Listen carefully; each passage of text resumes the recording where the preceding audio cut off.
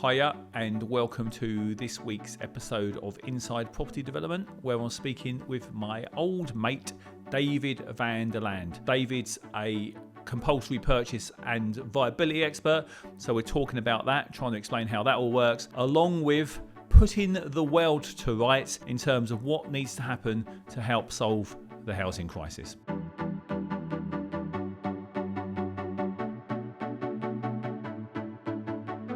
Right, just a quick one. Whether you are a massively experienced and well-established property developer already, or maybe you're a new or aspiring one, either way, you will know that it is really not easy to find viable opportunities to come up with the best scheme, the best design that's going to maximise the land value and fully de-risk things for you, and then to go on to get the very best planning permissions as quickly as possible. However experienced you are, you will know that that is not an easy thing. I have put together a super detailed scorecard based on my 40 years experience in this industry, reverse engineering everything that I've learned, including lots and lots of mistakes over the years, and everything I've done to maintain, touch wood, 100% planning track record. I'm pretty sure there will be stuff that you don't know. Go and do that scorecard. Find out just how good or not your current process is, and I absolutely guarantee you will learn at least a little something, if not a ton. So it's bit.ly/MLA score, all in capitals. You can do the Millbank Land Academy scorecard. I absolutely guarantee you will find some interesting stuff, and it will help you get much better deals. David. Thank you for having me. Right, so before we start, just have a quick CV, who you are, how you got started, what you're doing now. Well, got back into property as an estate agent back in 1980s, became a surveyor in the early 90s, joined a West End practice, became a partner, and now run my own consultancy business, Town Centre Regeneration, advising on development viability, structuring of projects, and compulsory purchase. And I'm an expert witness in viability matters and compulsory purchase matters. Now and then, when I describe you to other people, my mate David from university is basically a compulsory purchase and viability expert. True. That'd be right, wouldn't it? Yes. Okay, very good. Let's just jump back. So remember when we were, I don't want to put a whole load of boring history about when we were at university, right? But when we were, if you don't mind me saying, David, I think I was probably the roughest sounding bloke and you're the poshest sounding bloke.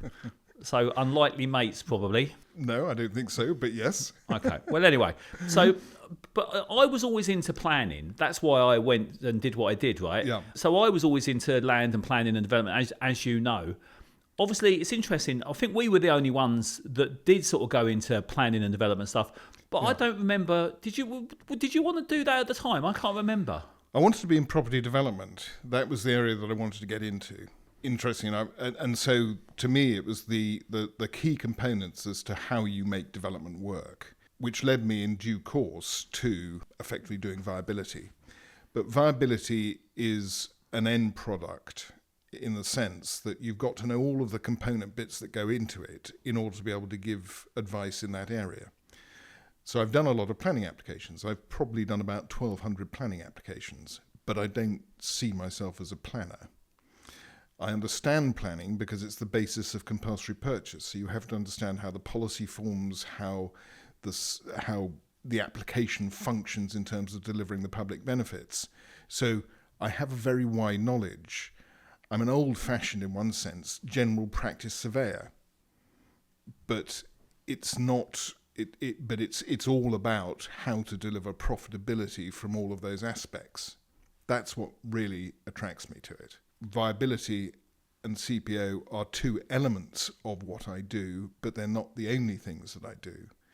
It's also about structuring landowner agreements, development agreements, unpicking problems in the development process. And some of those are unusual. So it may be putting landowners together to create a land agreement structure. It may be commenting on the commerciality of Section 106 clauses, for example. It's a mixture of different things, but the two areas I give expert witness on happen to be viability and compulsory purchase. Viability It's a massive, massive, massive subject, and becoming increasingly important as things become more and more unviable, right? So that's a big subject, really important subject. But before we get on to that, let's just talk a bit about the compulsory purchase thing, because that is very specialist, and not a lot of people know much about it. In very simple terms, pretty much every single government entity has got compulsory purchase powers. The most frequently used powers that people will come across and come up against will be National Highways Authority using them to build roads, but they're also used for building any major infrastructure projects. So we've got specific processes which help deliver nationally important infrastructure. But the other aspect or the other area that's predominantly used is the council's 226 powers, which are the powers for regeneration, effectively, for doing major city centre or urban schemes and delivering those along with usually development partners. And over the years have acted for the development partners, the local authorities or the planning authorities, bringing forward the powers, as well as major claimants, so some of the major, people like Tesco or H&M and others, people like that, and using who are trying to defend themselves against the use of those powers. But the powers are there to enable land assembly to deliver a public benefit, and the public benefit is wider than just the benefits that you see from the planning process. They're a little bit more broadly drawn than that.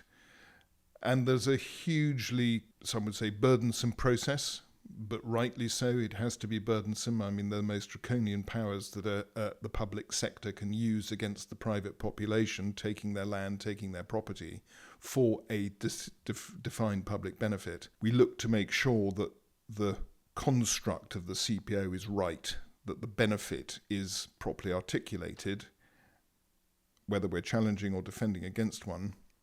And then we look to make sure that the procedures that are being used have been properly applied. CPO has an interesting history, going back to the 70s when it was used for slum clearance.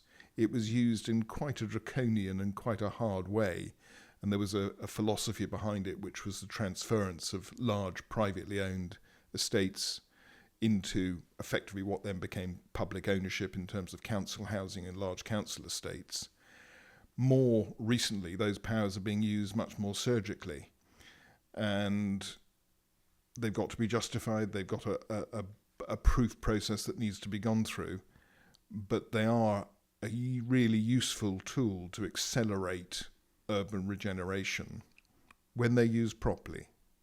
That doesn't stop them being used as a very large mallet to crack a small nut, but that's not what their primary purpose is in one sense. They're there to deliver that public benefit. And we're going to see more of them being used as the importance of delivering the government's objectives of 1.5 million homes, accelerates. They're going to need to use CPO powers to deliver it. And there's a lot of process that's being talked about at the moment in terms of how those are going to be applied to large urban scale extensions, for example, and the pricing of land that goes with that. Government has been caught out a few times by the cost of buying land using CPO powers. So there is motivation, shall we say, to try and curtail the amount of money that is being paid to landowners. Let's just say it's complicated, isn't it? It is complicated. So I've been involved in a few years ago when I was working for big developers and doing very big deals. Yeah. And from my experience, if you've got a big estate regeneration scheme and, whatever, then that might be a different thing. When the local authority really, really want it to happen, I've found it really hard to actually get local authorities to compulsory purchase stuff or back you up in doing it. It seems to me, historically at least, I don't know what things are like now, I might be wrong, it feels like it's a bit of an absolute last resort thing. Well, I think there's a number of things that have changed. Going back some time when the urban development corporations were doing an awful lot of using the compulsory purchase powers for the bigger regeneration schemes, whether it was Docklands or, in middle of Bristol, middle of Birmingham, wherever it was, they cut out the local authorities in using those powers. And so local authorities didn't have that skill set. They'd used them in the 60s and 70s when they were doing slum clearances. then they didn't use them for 20, 30 years. Then the urban development corporations came in the sort of 80s and started using them again. Now that those urban development corporations have fallen away, local authorities are beginning to step back up into the mark of doing more CPOs. So there's a learning curve, there's a use curve in relation to how comfortable they feel using them. If you talk to the larger, metropolitan authorities, London or Manchester or wherever, they're used to using those powers. They've got the skill sets in-house now.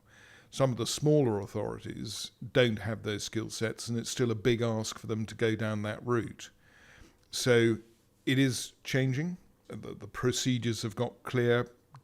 Successive governments have sort of shied away from rewriting CPO law, which is still complicated, spread over a number of acts, and hugely informed by case law, which is, in short, is called the Compulsory Purchase of CPO Code. So it's not as easy to navigate as some other laws or some other systems and processes. But local authorities are beginning to get there.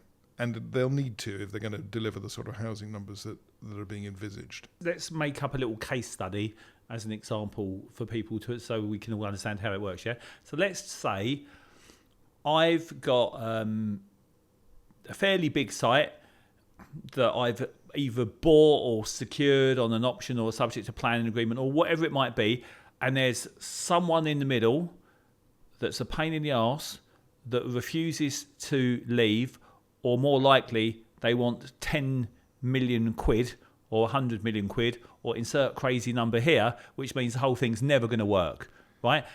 And it's 50% affordable housing. Going to build a nice new community centre on the ground floor as well. So, it's a public benefit. Yeah. So I want and hope that I can get the local authority to basically help me out with the bloke in the middle. How would that work? You've got to make sure that the public benefit is more defined than just simply in a planning application in that sense.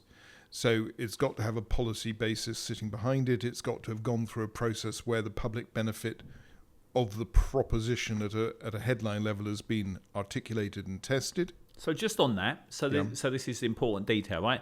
So if it was 50% affordable housing and a new community centre, would that not be enough? It may be. It really depends on what the policy basis is for that proposal. So if, for example, it has no policy articulation at the time it's brought forward, then you'll have to make the public benefit case in the sense that it's made as part of the creation of policy. Is there a need demonstrable in a public sense for the delivery of this proposal? Having articulated that public benefit and the local authority agrees and supports the proposition of that public benefit being delivered, and there are no likely to be planning hindrances in terms of its delivery, then that's when the use of CPO powers can be explored. But, there's a few steps to go through in the process before you can just simply say, well, I've got a piece of land, I'm going to deliver a benefit. It's got a prima facie case, you must use your powers. That's not quite how it works. The council have to make sure that they can articulate and support the public benefit that's being created from the proposed scheme. But it's been used for delivering houses, it's been used for delivering new towns, it's been used for delivering public works such as, schools or hospitals or anything else. It's been used for a huge variety of purposes. So there is no limit in a sense to the scope that it can be used for. The powers are very widely drawn. They're akin to the well-being powers, which is, are they social, economically and environmentally beneficial? Or environmentally beneficial. So the powers can be used for any purpose in that sense. Yeah. The reason I'm trying to understand a bit more is because there might be people listening that, they're not Barratts and they're not British Land. They might have a smaller scheme or something where dislodging someone that's stopping it all happening would unlock a scheme. Yep. But they're wondering, I wonder if this is the sort of thing where CPO could be used. The balance that you're working on is it appropriate to expropriate, to take private rights for a public benefit. It's a balance point. If the public benefit outweighs the importance of protecting the private rights, then essentially you've got a prima facie case in that sense.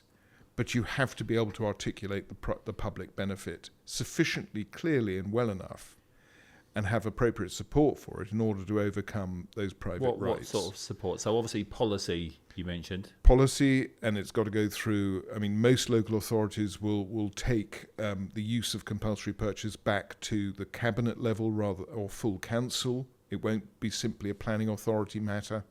So the recognition in the system is the draconian nature of these powers, because they are very, apart from conscripting us and sending us off to war, they're one of the most draconian sets of powers that a public authority can use on its people, taking away their rights over land and property. But if there is a public benefit doing it, that's what they're there for. Obviously, there are going to be particular circumstances where those are used extensively. There was a huge amount of compulsory purchase, obviously, during the war to create new airfields and air bases and an awful lot besides. There was obviously the use of compulsory purchase powers, but under specific acts, to deliver the railway networks and the road networks and new towns. So they've been used for majorly important things. And they're being used today for, similar projects, whether it's the creation of the utilities networks, serving the new nuclear power stations, or the new Lower Thames crossing, or similar major infrastructure projects. When you're into town centres, and when you're into a much finer grain of ownerships, where you've got a lot of people being affected, you've got landowners, you've got potential occupiers and businesses and people's homes, they need to be used carefully. That's going to be a good example. But firstly, let me summarise it. Tell me if I'm not summarising this correctly. For perhaps smaller developers and someone that's just got a difficult landowner somewhere involved, right? It is very complicated. It's not easy to get local authorities to do it. Unless it's pretty big and there's a pretty big benefit, they're probably not going to do it. That's probably true. Okay. Not exclusively, but it's probably true. Yeah. So the compulsory purchase, just to be clear, the compulsory purchase powers go down to the purchasing of listed buildings that, for example, aren't being looked after properly.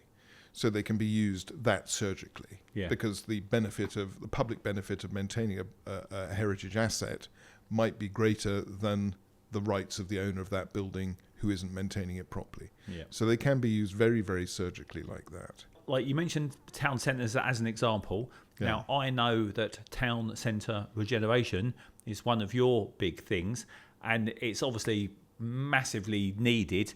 Town centres all over the country are in a real mess. A lot of them for reasons most people know about. But of course, they're very well located. Obviously, they're in the town centre.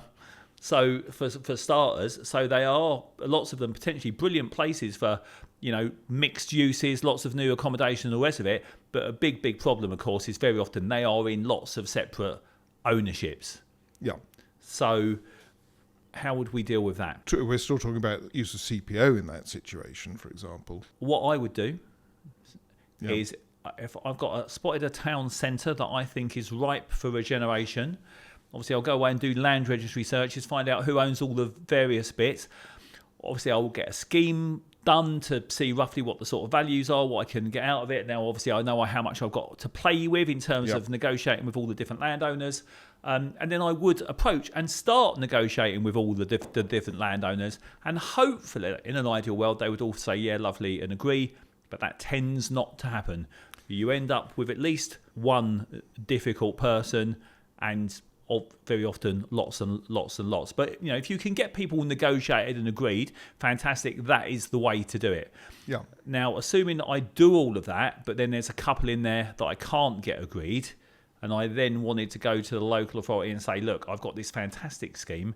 It would be bringing new life to the currently dying town centre and jobs and all of the good stuff that comes with that, what would happen then? Well, I mean, you'd still go. You would effectively do the same process, which I've been talking about, which is you have to effectively get the agreement of the local authority that what you're proposing is delivering the public benefits that they seek, or that are being sought, and in that context, you would want to be covered to make sure that there's a policy process that's gone through a consultation process that's been supported by the council in terms of articulating what the public benefit of the proposed project or the proposed regeneration is. And that way, you using their powers becomes part of that process of delivering that public benefit. But local authorities are bereft of cash at the moment. They've got little flexibility. They would need to be convinced that the project is actually going to be delivered, because using those powers and then not having it delivered effectively doesn't support the use of CPO and will make it more difficult for others coming forward with ideas. So there's a whole number of steps that need to be gone through to get the powers to be actually exercised, apart from putting aside the policy position and getting the public benefit articulated. And local authorities would need to be secure in their relationship with the partnering developer that they're using their powers to deliver. You know, the developer would need to be fully on board with delivering the public benefits that the scheme is due to deliver. So whether that be affordable housing or whether that be community uses or whatever the purpose of the scheme's public benefits are, they'd need to be able to articulate and support the delivery of those. And that can be challenging. And expensive. Which, again, is, you know, one of the reasons. Because I would imagine there might be people out there thinking, this town centre is not very good. Why doesn't someone sort it out? Well, yeah, I mean, you know. One thing that CPO does give you is, whilst it is a complicated process, it does give you a degree of certainty that straightforward negotiation doesn't necessarily. It doesn't stop you having to do the negotiation process. One of the things you need to be able to demonstrate in the use of powers effectively is that you have sought to secure by private treaty the land and the interests that you need to deliver it. So you've got to go through that process anyway. If you've got it structuredly or effectively, then you can be much more straightforward with people, and you can save time and money as a consequence. But you need to have everything lined up. You need to make sure you're doing it, you're structuring the business efficiently. It wouldn't be particularly efficient to do an awful lot of private sector work first, and then eventually at the end of that, when it's all failed and gone wrong, or you haven't secured that last 2 or 3 interests, then to turn to the local authority and say, well, can you now use your CPO powers? Because effectively you haven't necessarily got the proposition lined up in the right place to start using the CPO powers.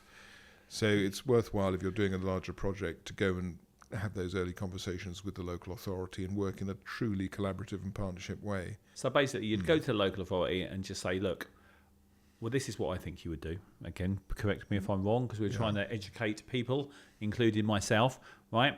I'd spot a few the major landowners in there, go and approach them, test them, see if that they were on board. Then I'd sort of get a in principle agreement, you know, that we might get involved for the right thing.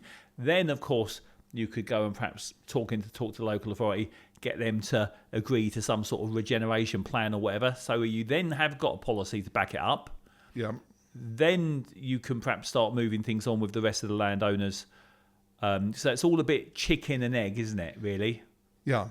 I mean, you've got to move forward on on a number of fronts if you're going to look to use, or you think you've got a scheme which is capable of delivering the public benefits that are being sought by policy or similar. Yeah. You need to be prepared to go and have those conversations. And, you know, for major schemes in the UK, that can be a slow process. You know, if you're looking to embed the thinking in the formation of a local plan, and the average local plan is taking, 3 to 5 years as a minimum to deliver, then these larger schemes can take some time. You know, you might be able to get it supported by supplementary planning documents, but again, it's got to go through an appropriate consultation process to demonstrate that it's got the policy underwrite.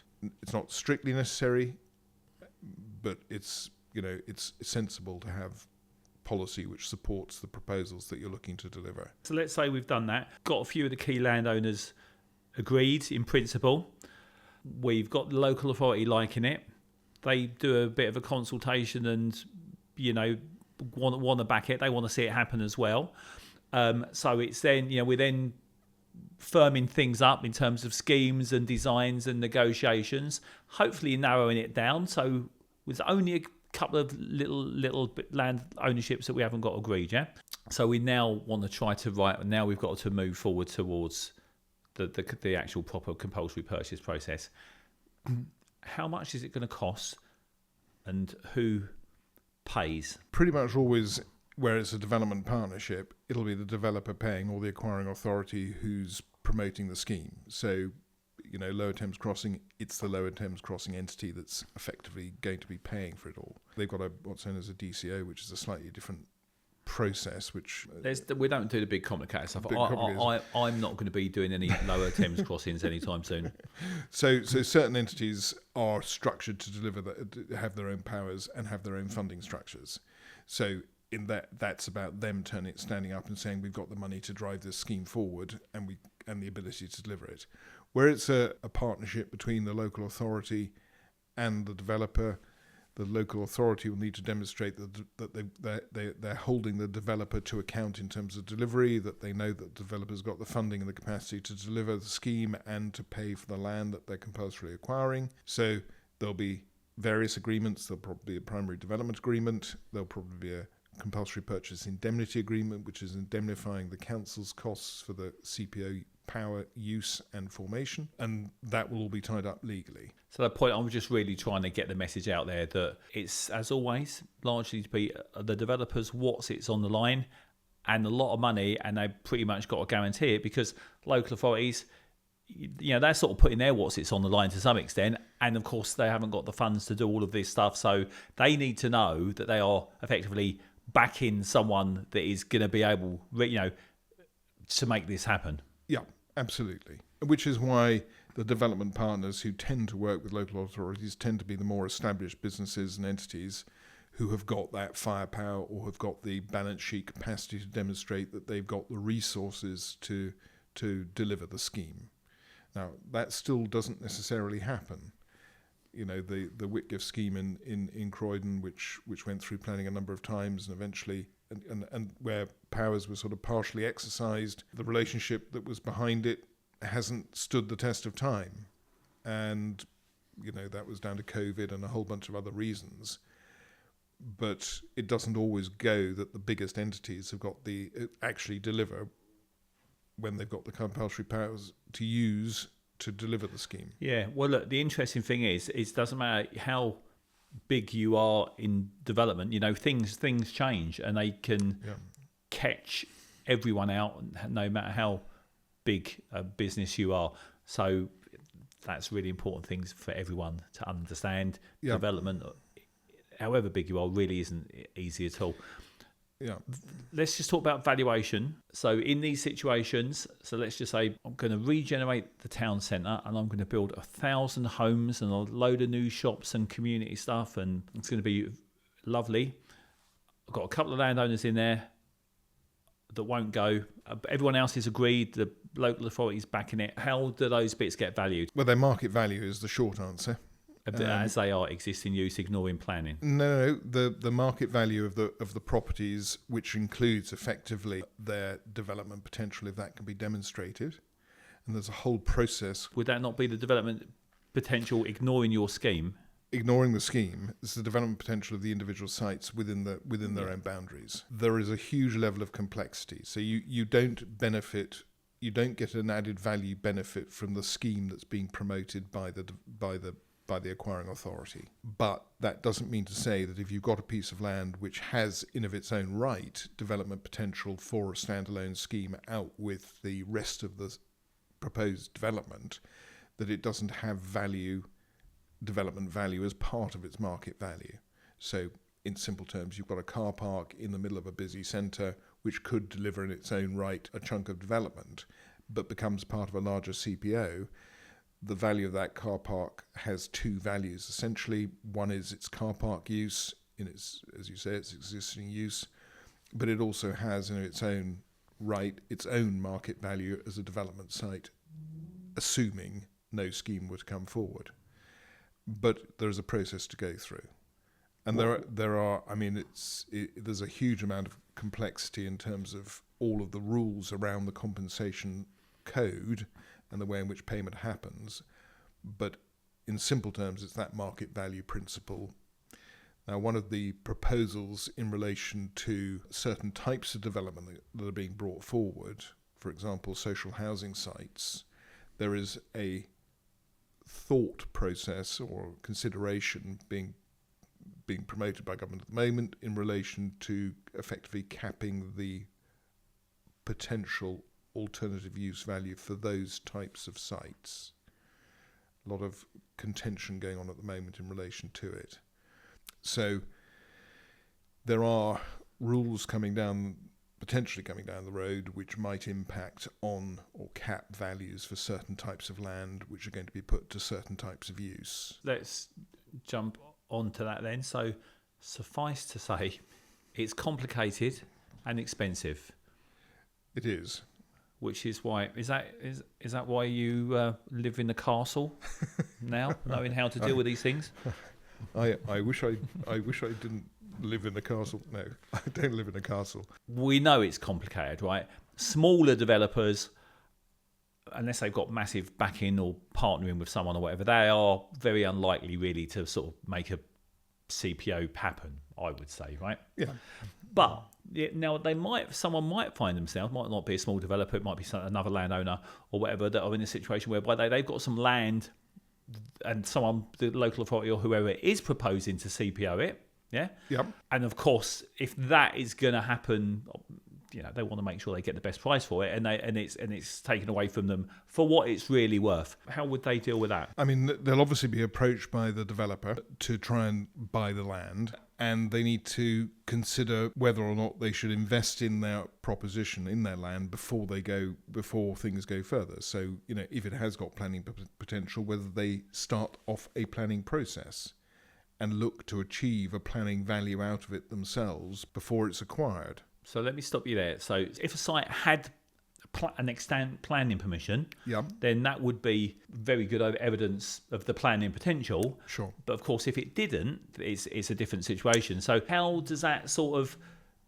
planning potential or not get assessed if you haven't got a full planning permission? Well, there's a process called a Certificate of Appropriate Alternative Development, where you would demonstrate the ability of that site to deliver a scheme, and therefore the value of that land, not the development value, it's the land value that underwrites that development or comes as a consequence of that development value. If that's more than the existing use, then it's worth going through that CAD process to deliver it, sometimes called a Section 17 certificate. Okay. So there are mechanisms to demonstrate planning value from sites, but the value isn't in the profits that one might have made from the development, it's in the land value, the residual land value that comes out as a consequence of that proposed development. Yeah. Which may or may not be more than the existing use value. Yeah. If you've got a car park in the middle of London, that's quite a high existing use value. It might not be any more than or any less than. It might be no more, or it might be more than the development value. Okay. In of its own right. So what would be the process be then? So you don't have to submit. It's a very similar thing to going through a planning application process. You've got to demonstrate the deliverability of a scheme. Now that's up for a debate, that's up for a discussion, but you've got to go through plans, you've got to show the constraints of the site, you've got to demonstrate its deliverability, and you've got to demonstrate there's a market for that use. I mean, there's no point in producing something which has no real development value at the end of it because it wouldn't underwrite an effective land value. There are a lot of things to consider as to whether you go for that through that process, but it can be expensive. In the same way that a planning application can be expensive. Yeah. You can appeal that process through what's known as the Upper Tribunal Lands Division, sometimes called the Lands Tribunal, as part of that process if you don't get an effective response from the local planning authority. In order for let's say I own a bit of land, it's getting compulsory purchased or proposed to be. I know what it's worth. So this is good because I want to get onto viability in a minute as well, right? Yeah. So let's just say, well, you keep. Well, I was going to say the CAD process is effectively only triggered once the CPO process is initiated. So it doesn't happen before the CPO process, which is why the other consideration as to whether you go through planning prior to the CPO process being put in place. So that's the discussion point or the decision point you have to make. I think it needs to know, well, actually, is it even worth me doing this, or is the existing use value going to be higher than the development value? It's a really difficult decision that has to be made by a landowner, because the moment you stop trying to use your land, the moment you stop investing in your land, you effectively start degrading its value. So when a compulsory purchase does come and you've not done anything or used your land effectively in the interim, you've really diminished its value. So your CPO value becomes lower. So one of the pieces of advice I'll give people usually is, if there isn't a commercial deal which suits you at this point prior to the CPO being, utilized or being executed, you want to consider whether, what your business plan is in relation to the use of your land. If you're running an office or you're running a factory, or you're running a commercial building, don't stop investing in it or don't stop maintaining it because there's the potential of a CPO that might happen at some point in the future. Because if you've got an office in disrepair, it's going to be a lot less than an office in good repair. Okay, well, maybe that's not common sense. Do you actually get people doing that? They think they might be CPOs, so they just sort of like leave it and throw the towel in effectively and just wait to see what happens. Well, they're worried about not getting their money back from the investment that they're continuing to make. And it's a difficult set of business decisions. If you're a business which has got major plant and machinery and you're making a decision as to whether or not you're going to be, investing in a new piece of plant and machinery, that's a significant piece of capital expenditure, and you've got a threat of CPO, well, that becomes a really difficult decision. Yeah, I see that. It's tricky, isn't it? Let's make it simple because let's get onto the sort of viability stuff now. Yeah. So let's say it's got an existing use value of, so it's an office, it's tenanted, you know what the rent is, you can know what the yield is, you can value it up. It's got an existing use value of 2 million quid, just making numbers up, right? Yep. And then separately you go away and do a quick development appraisal, obviously making a load of assumptions about what you might be able to do on there. And the result of that is the residual land value is less than 2 million quid. Well, you just, the existing use value is higher, you just leave it as it is. In CPO terms, you would claim the existing use value in that sense. And if that's the highest market value for the site, then, that's, ultimately that's what it comes down to. If the residual land value is less from a development proposal on the site than the existing use value, then the market value would be the higher of the two. So this leads us, I hope, nicely into just general development viability. Yeah. And what's driving it all anyway, which is really existing use values. If you've got that same site or office building or whatever it is that's worth 2 million quid, and I or you or someone else thinks it might have development potential, in order for it to make any sense for the landowner to sell, I've got to come up with something that's better than the existing use value. Otherwise, why would they do anything other than just leave it as it is? Yeah, so if we're talking about a planning viability here at the moment... Yeah, that's what we're getting onto now. Then we've got...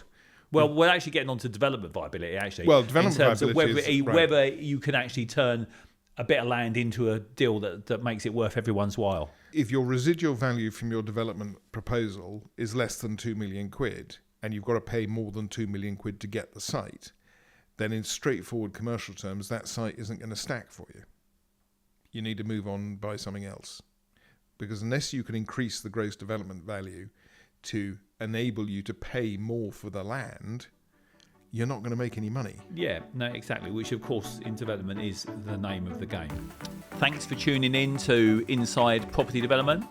Please remember to like and subscribe. Do join us every week where we'll be speaking to house builders, developers, experts, planners and everyone involved in trying to get more much needed housing created the right way. We'll learn together how we can collaborate rather than fight, and by working together we can all help create better places, spaces and homes and a much more beautiful world.